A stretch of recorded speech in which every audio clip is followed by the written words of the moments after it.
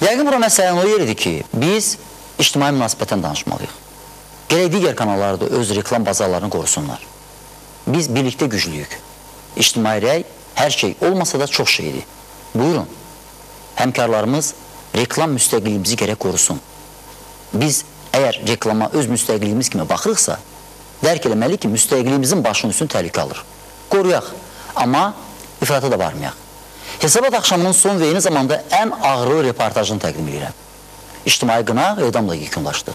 Göran boyda 7 nəfərin ölümü ilə yekunlaşan hadisənin ardı varmış. Soyqırma cəmi bir uşaq qaldı. Ata və oğul Hüseynovların Çinlərdə gedən tabutunu seyr edəndə yadıma bir ay əvvəl bu küçədən çıxan 7 belə tabut və bir də öldürülən körpə İsa'nın anası Lətafətin qarğışı düşdü. Onun ahı yerdə qalmasın, o uşağın ahı yerdə qalmasın. Mən oncaq bilmirəm, onu Allaha tapşırmışıq, hamımız tapşırır, amma onun günahı yox idi axı. Əslində intihar edən bu cavanın da bu məsələdə heç bir günahı yox idi.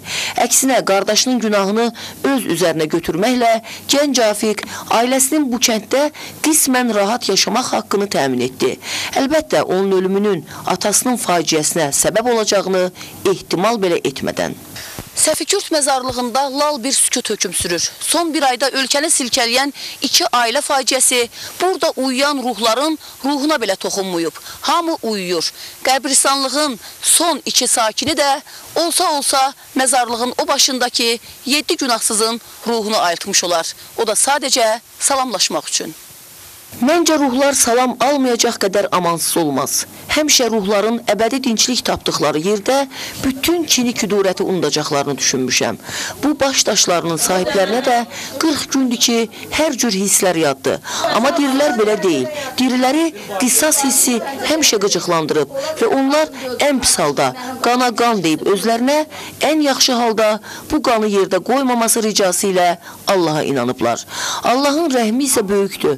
O hətta ən ağır faciədən çıxan insanına da səbir, dözüm verə bilir. Belə olmasaydı, Məmmədovlar ailəsinin sağ qalan üzvü Natiqi ayaq üstə dağılan tifaqını bərpa etmək əzmində görməzdik. Məmmədovlar ailəsinin sağ qalan oğlu Natiq bir müddətdir ki, xəstəxanadan çıxıb. Yaralı qardaşımız, necə deyərlər, kəfəni cırdı, sağlamlığına qovuşdu. Amma o, anasına, 2 bacısına, qardaşına qovuşmaq üçün nələri verərdi? Bax, bunu indi onun özündən soruşacağıq. Natiq, nələri verərdin ki, onları qaytarasan bu yerdə? Onlardan ötər canımda keçərdim. Həyatımdan da keçərdim, hər şey eləyərdim. Amma bizi o yaraladı, o anam bacımdan qabaq, bizi, 2 qardaş bizi burada yaraladı. Durduq ki, heç nə yoxdur. İndi onun bu həyatda gözünün ağı qarası bircə bacısı qalıb, Nüşabə. Onların hər ikisindən Hüseynovların ailəsində baş verən faciəyə münasibət öyrənəndə Allahımızdan razıyıq cavabını eşitdim. Əslində onlardan fərqli cavab da gözləmirdim. Elə Səfikürt cəmatından fərqli davranışda. Hüseynovların yas mərasimində ata və oğulun faciəli ölümünə təəssüflənən bu insanların çoxu dünənə qədər onların kənddən çıxarılmasını tələb edirdi. Bugün isə tərifləyirdilər. O uşaqlar bir dəfə nalayıq söz danışsınlar, ondan sonra qonşunu incitsinlər. Həmçinin mən xahiş eləyərdim ki, müəllimləri danışdırasınız. Görəsiniz ki, o uşaqlar haqqında nə fikir söyləyirlər. O Rafiq getdi, birdən bir hadisəni törətdi. O oğlan müəyyən elə bir temperament olub ki, o temperamentdə o əsəblərini ələ ala bilməyib. Mən məmnuniyyətlə bütün temperamentli gəncləri kəndin qocaman müəlliminin dərsini boykot etməyi çağırardım. Amma Səməndər müəllimin onsuz da yaşı ilə əlaqədar dərs keçmədiyini və bir də qonaqpərvərliyini nəzərə alıb belə çağırış etmirəm. Hər halda kütlənin aqressiv davranışlarının əvəzini Səməndər müəllim üzrxahlıqla ödəməyə çalışdı. Hüseynovlar ailəsinin illər qabaq intihar etmiş oğlunun yadigarının çalışdığı isə bizə ancaq zərər vermək idi və çox maraqlıdır. Onun hər cür hədə və təhdidlərini polis əməkdaşları sakitcə seyr edirdi. Sanki bu oğlanda da qumbara varmış kimi. Sən ona verişə versən var ha, sən həmin oğlansan. Nəhayət Hüseynovlar ailəsinin Rusiyada yaşayan oğlu Namiq hadisələrin qiymətini verdi. Qəbristanlıqda atası və qardaşının məzar üstündə. Rafiqi nəinki mən, Rafiqi bütün respublika qınıyır. Bu bizi hamı ilə, bütün nəsil kökü bir-birinə qırğın elə. O cümlədən deyil. Qardaş, ata. Bəli, Rafiq Hüseynovun bu pinəçinin bir səhv hərəkəti düz 9 nəfəri yer üzündən sildi.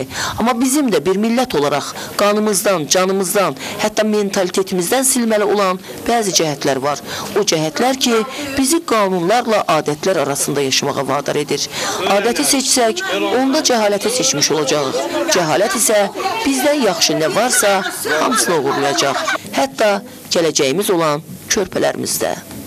Amma istənilən faciədə insanın üzünü güldürən bir səbəb var. Bu faciədə bizim üzümüzü balaca Ceyhun güldürdü. O bir insan cəlladından aman istəyib insanlar arasında qaldı. Kaş ki 3 yaşlı İsa da bunu bacaraydı. Təəssüf ki, adətlər bəzən qanunları üstələyir. İctimai qınaq bəzən o dərəcədə güclü olur ki, insan hətta özünü öldürür. Bunun harası edam olmadı ki? Nə olsun dövlət ölüm cəzasını ləğv edib? Xalq ki, ölüm cəzasını saxlamaqdadır, salamat qalın.